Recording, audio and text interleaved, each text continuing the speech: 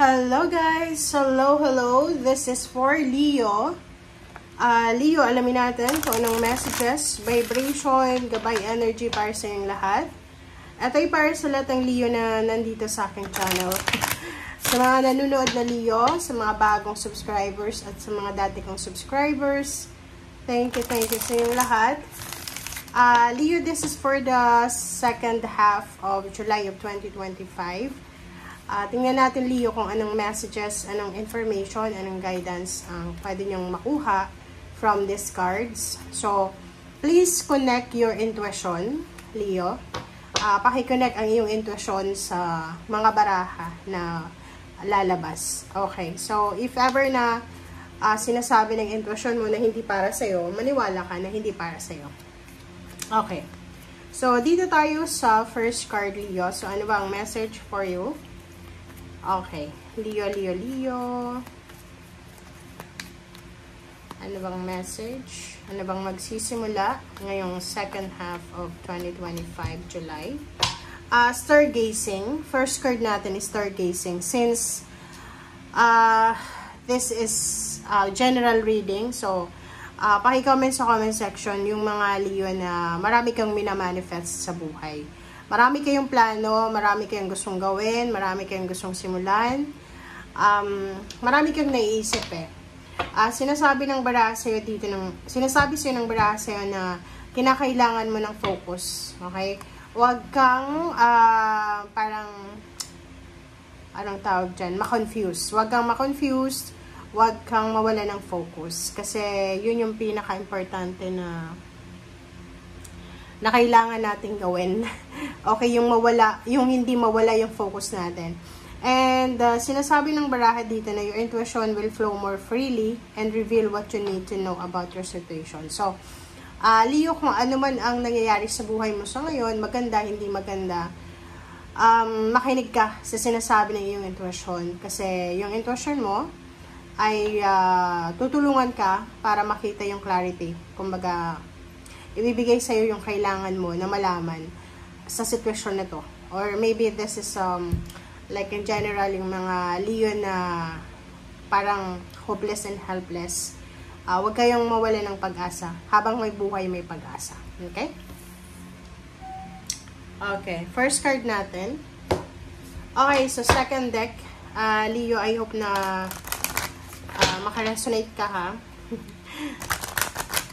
This is short video lang tayo para lahat makapanood, lalo yung mga busy na Leo na walang oras para sa panonood. Okay, reverse card na narrow pathway. So, thread thoughtfully. So, parang ganun, same din. Sinasabi ng baraha sa'yo dito, since reverse siya, so kung halimbawa na hindi ka masyadong sigurado sa decision mo, you need to pause. Okay? You need to pause. You need to relax. You need to hang the situation or hang the process. Kung hindi ka pa sigurado. Okay?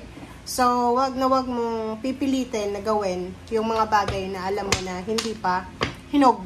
Okay? Okay. So, sa reading na to, gagamit tayo ng 4 decks. So, this deck ay titingnan natin kung ano yung mga possible events for 2 weeks, and then i-confirm natin sa second deck. I mean the fourth deck. Okay. Leo. 2 of Cups. The Hierophant. Wow. Hangman. Lovers. So, nakafocus ka sa love life. Bakit ganon? 8 of Wands. Alright. Single na Leo, may asawa, may live-in partner, kaibigan, or kaano pa man. Sinasabi ng baraha sa'yo, kunin natin yung sa ilalim na ito. Just for information. Okay, Leo. If single ka, sinasabi ng baraha sa'yo dito na posibleng tanggap ka ng isang mabilis na love proposal, wedding proposal, or engagement. And yung relationship na to ay posibleng humantong talaga sa kasal. But if you are married, diba? If you're married, if you are living with someone, may boyfriend, girlfriend ka, in current situation ka, in current love situation ka, kung may nag-offer sa'yo, sabihin na natin third party yan eh. Kasi kasal is, or even like yung mga sitwasyon na hindi para sa, nahirapan daw kasi involved dito yung relationship eh. Kaya ayoko nagre-read ng relationship eh. Basta kung may asawa ka, Leo, may kapartner ka, if you're intimate relationship, sinasabi ng barahan na kahit anong posibleng gusto yung gawin, magkaroon ng additional relationship, pigilan nyo yung sarili nyo. Okay? Hierophant and Two of Cups and Hangman. Sinasabi ng barahan, if you're married na Leo, possible na meron kang plano with your loved ones, especially intimate relationship, asawa. Sinasabi ng barahan na possible na hindi siya muna matuloy for the second half of July. So, if you're planning for a trip or travel or relocation or movement, possible na hindi muna siya matuloy for the second half of July. Sa ilalim ng barahang yan, mayroon ditong 8 of Pentacles, 7 of Swords, Magician, and 5 of Pentacles. Sa mga Leo na financially sobrang nag-struggle kayo, financially, you're struggling, diba? Kasi ang hirap ng buhay sa ngayon, sobrang hirap ng buhay. Okay? So, aminin natin yan na sobrang hirap ng buhay sa ngayon. Pahirap ng pahirap siya. Di ba pag nasa situation tayo na parang hopeless and helpless na tayo, lalo na kung usaping pera, lahat ng ata ng offer, job offer, or kano pa man, pwedeng kunin natin. Di ba? Yung parang tanggapin by hook or by crook. Yung parang sinasabing kapit patalim. Dito sa barahang to, mag-iingat ka.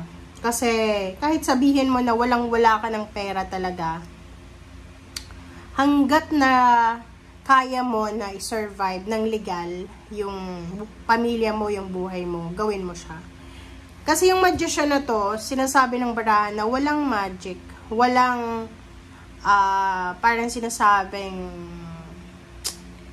yayaman ka na isang gabi lang, parang ganun. So, walang magic. Kailangan nating Leo lahat ng mga blessings na gusto natin is kailangan nating ilagay sa ating isip na kailangan nating paghirapan.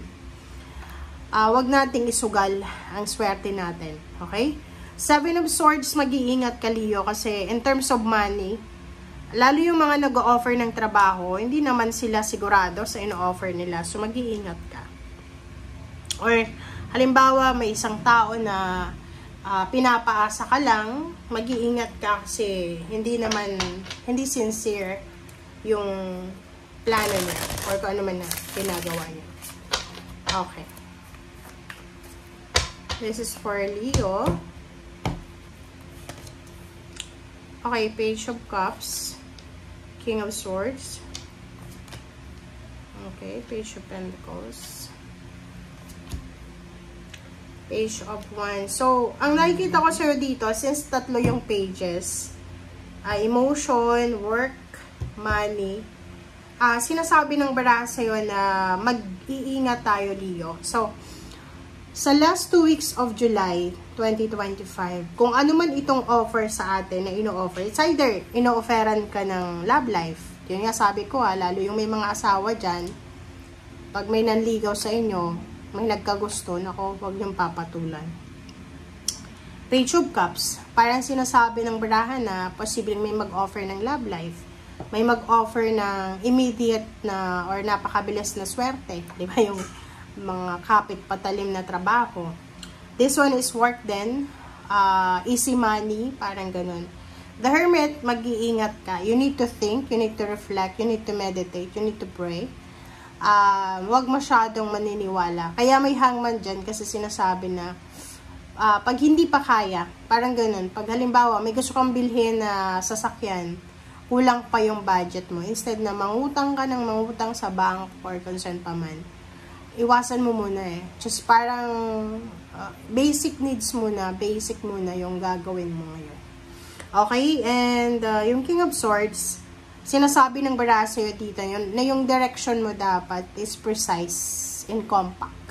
Diba yung parang hindi tayo dapat yung nadadala sa trend ngayon eh. Ang trend ngayon, diba, yung nakikita mo sa, ang dami-daming lending company online ngayon. Diba?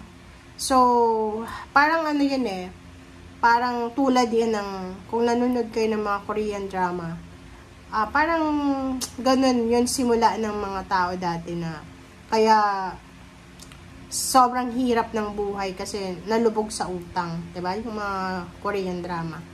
So, yun. Thank you guys for watching. Bye!